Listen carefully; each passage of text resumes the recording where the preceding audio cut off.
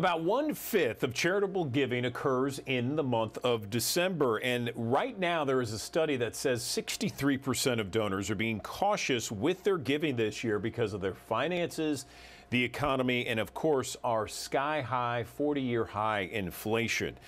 So people are being a little bit picky. They're being a little bit choosy. So right now, we want to bring in the CEO of Direct Relief, President and CEO, Thomas Tighe. He's going to tell us the best way to maximize our impact for giving this year. Good morning, Thomas. How are you?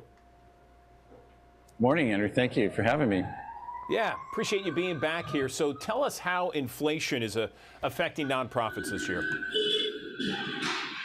Well, negatively, I think, as it does for everyone else. I think it's, as you said, it's kind of the backloaded in terms of the calendar when people make a decision if they're in a position to make a charitable contribution. And it's a sobering time when money buys less because of inflation, and the needs tend to get greater, particularly for folks who are the least fortunate. So I think as we go into this year's giving season, it's all of us nonprofits are trying to do everything we can to bring costs down and make sure we preserve the things of value to serve people. And in Direct Relief's case, I think it's functionally we run a distribution center that's charitable in nature for prescription medications and health essentials for people who rely on community health centers and free and charitable clinics around the country, in about 100 countries around the world. So we're doing everything we can to stretch the dollar as we do, and hopeful that this giving season is good, but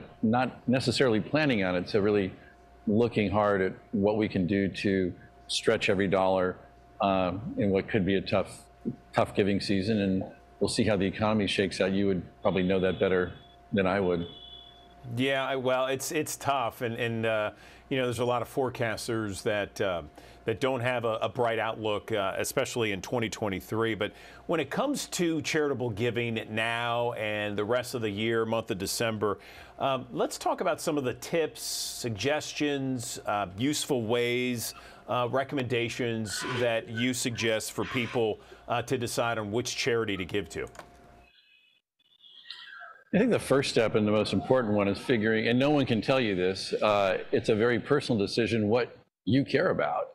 And that's something that's entirely personal. And but once you do decide what it is you care about, there's many great causes. I think it's worth making sure that you find an organization that is going to make you proud of how your charitable contribution will be spent. And to do that, there are consumer services like Charity Navigator or Charity Watch that are independently run consumer advisory groups that rate and rank charities with regard to how much they spend of your money on things like fundraising or overhead versus their programmatic activity, and how they measure success. So I think those are very handy things to look at once you have a cause that speaks to you. You have a lot of great causes in Memphis, obviously, but there's a lot of great causes everywhere. And but I think that's the best advice I can give. And one other thing is just the frictional cost of a charitable contribution can differ greatly. So a gift through something like the PayPal Giving Fund, which is very convenient on the app, 100% of the contribution goes through to the nonprofit. Other methods, like a text to give, for example, that you may see, can chew up as much as 40% of a $10 contribution. So that is worth just looking at the method of giving after you decide what you care about in a group that you want to support. There are different options of just making an online contribution to the organization's website or going through a third-party channel like PayPal Giving Fund. Some are more efficient and end up with more of your money getting to the cause than others. What about ways to maximize your giving, Thomas? I think one thing to do, and many employers have a matching program, and it's always worth checking that it's a great thing many employers do. They have a pot of money, so if you make a charitable contribution and you notify the appropriate department, often HR, they will match your gift to some degree to the organization that you've selected. So it's sort of like a 401k match, but it's a great doubling of a gift to a charitable organization that an employee chooses is a great way to enhance the support that if you're in a position and your employer does that, to enhance the support that goes to the cause that you care about. Where can our viewers get some more information about, tips and tricks and ways to maximize your charitable donations this year? I think from a general consumer perspective, charitynavigator.org is a good one. CharityWatch.org is another good one.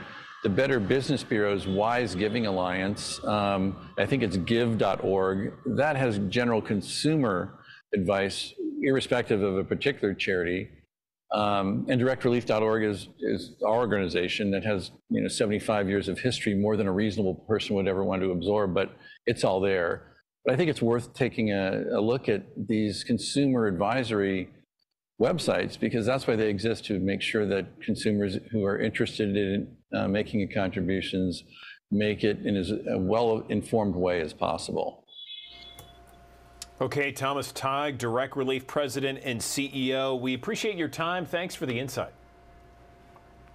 My pleasure. Thanks for having me, Andrew.